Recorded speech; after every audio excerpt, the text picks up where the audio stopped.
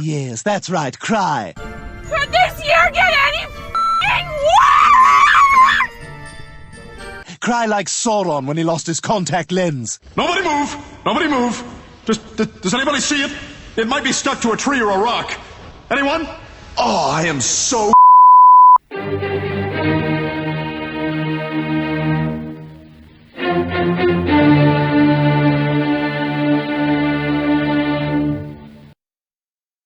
Well, hello kiddies, this is your friendly neighborhood watchman, with you again, to talk about pop culture and just what these woke fools have been up to lately. And today, that will be Amazon's The Rings of Power. So we go over this article from Bounding Into Comics by the ubiquitous John F. Trent with the heading, The Lord of the Rings, The Rings of Power. Actress admits goal of series is to warp people's vision of J.R.R. Tolkien's The Lord of the Rings. So without further ado, let's go. The Lord of the Rings, Amazon's The Rings of Power actress Cynthia Ade Robinson, who plays Muriel in the show, recently revealed the first season of the show was created to warp the story for newcomers to Tolkien's story. Wow. Why? That's red flags right there. Why do you license an author's work just to warp it for people unfamiliar with the work? The answer to that question should be obvious. During an appearance at the Monte Carlo Television Festival in June, Variety reports Ade Robinson stated, Season 1 is really about an introduction. You're setting the stage for aspects of the story that are maybe a little bit more familiar to audiences, because we do know a little bit more of these next few things that happen that will be part of Season 2, she continued. But there are a lot of people who have never read the books. They've never seen the movies. So that Season 1 setup really is, in my mind, it's really for those people who are very new to Tolkien.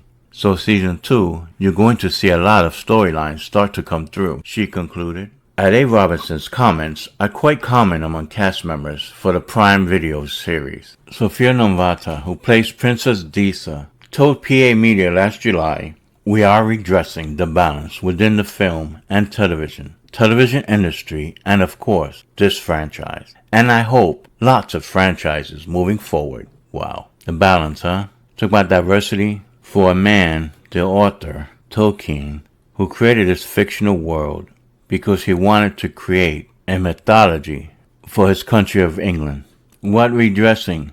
He was born in the late 19th century. His country was predominantly white and is historically white. There's nothing racist about it. You wouldn't criticize a Chinese author who created a mythology of some world that existed in China and the human characters are mostly Chinese. Or a Nigerian doing the same with a fictional world that existed thousands of years ago, centered in Nigeria, and for that author to have his human characters be predominantly black. There's nothing racist from either of those two examples. Therefore, just because Tolkien was white doesn't make his work racist either, or in need of a redressing of the balance. But I digress. So back to the article. These are the best people for the roles. But what they've done is open up the doors for people of all backgrounds to come forward and have the opportunity to rise, she posited. What she thinks she is, in the 60s, marching in the civil rights? Where these people have delusions of grandeur. She then boldly asserted to be part of creating accessibility for generations to come. For new generations, this is their version of Tolkien. This is what my daughter will see of Tolkien's work.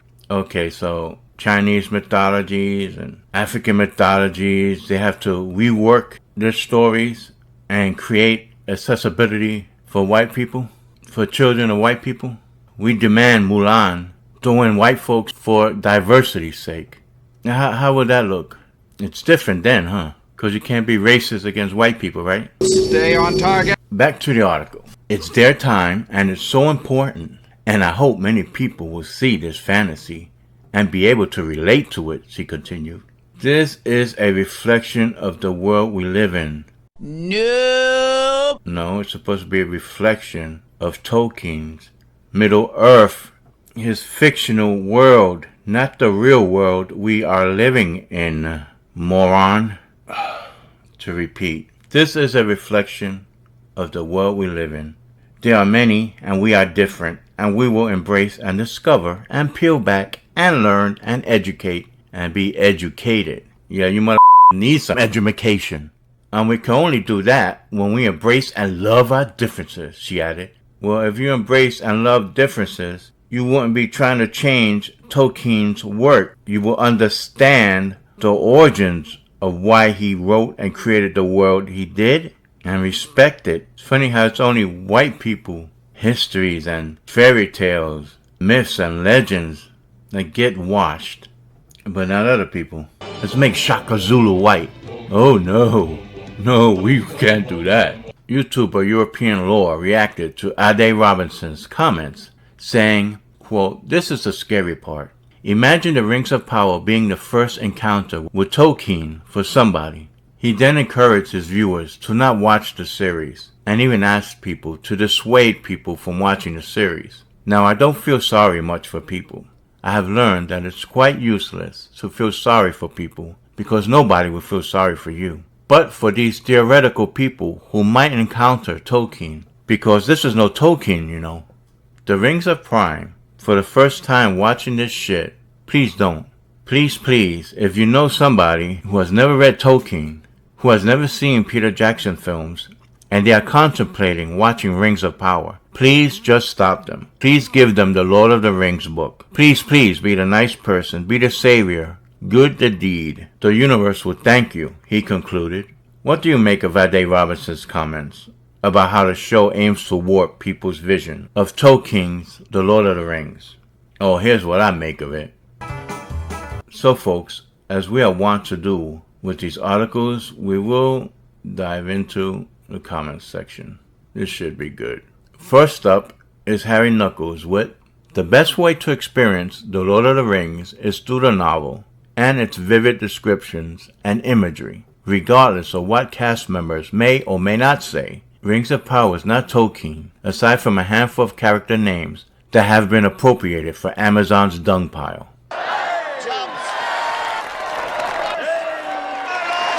Next is X-Guest, and he says, "If people are new to Tolkien, I dare to venture that Tolkien is where they should begin.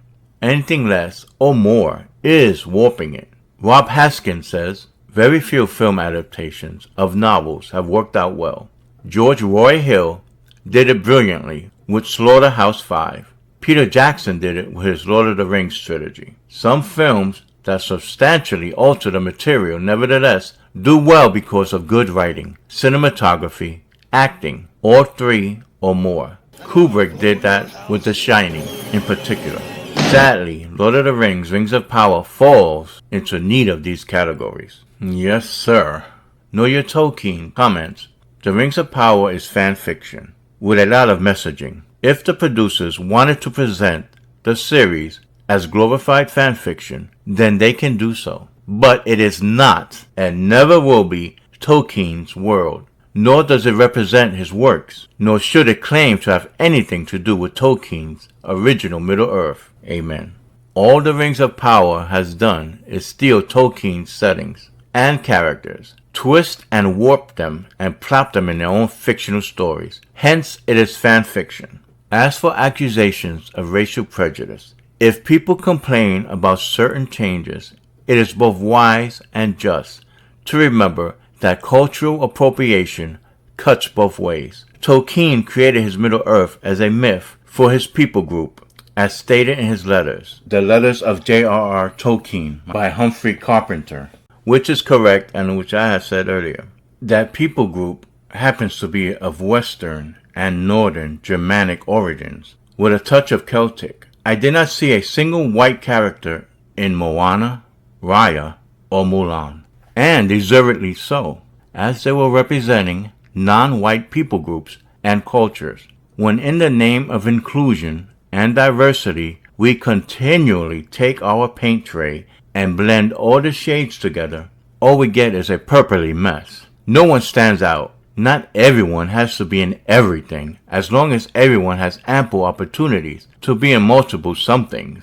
However, my main objection is not the degree or lack thereof of melanin in an actor's skin, but the fact that the Rings of Power is swallowing up Tolkien's creative works and regurgitating them as poorly conceived fan fiction.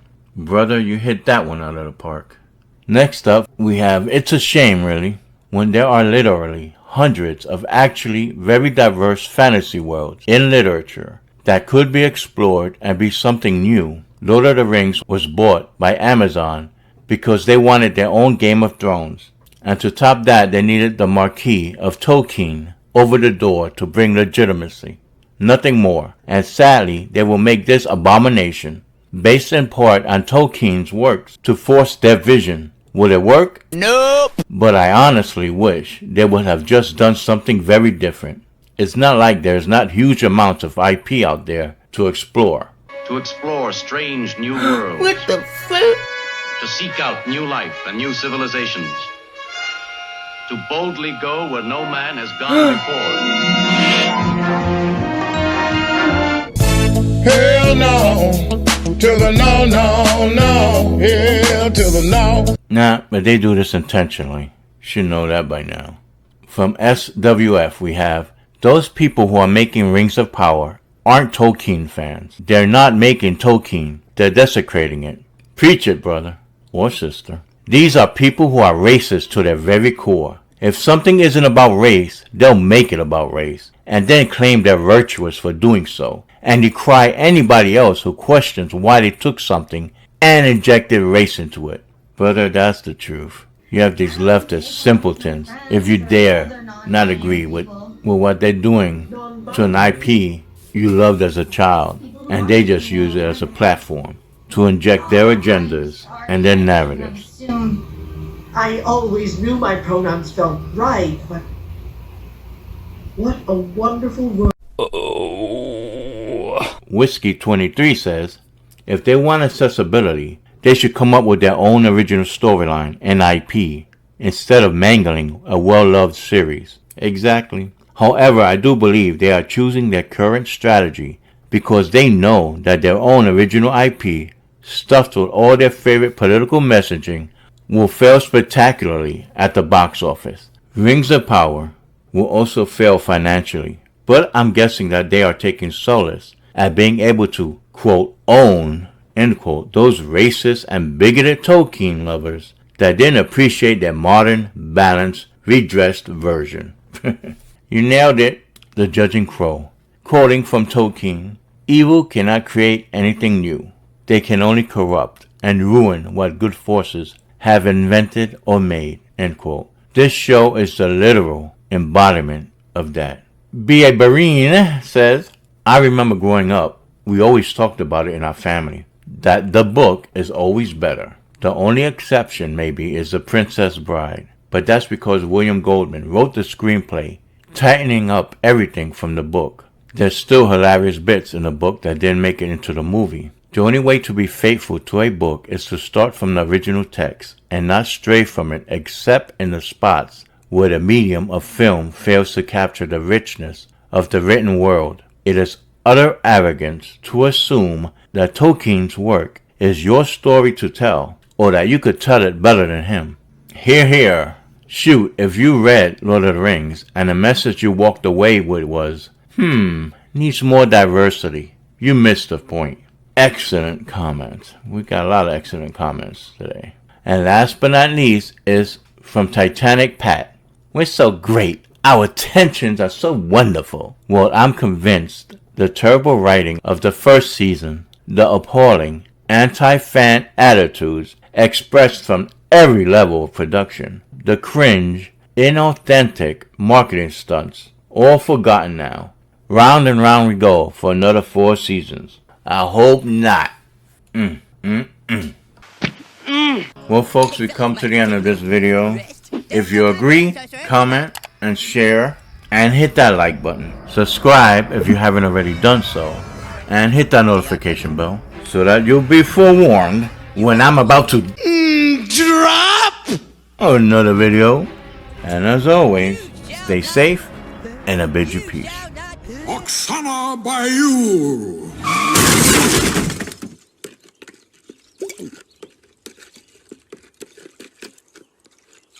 Okay, we can go in now.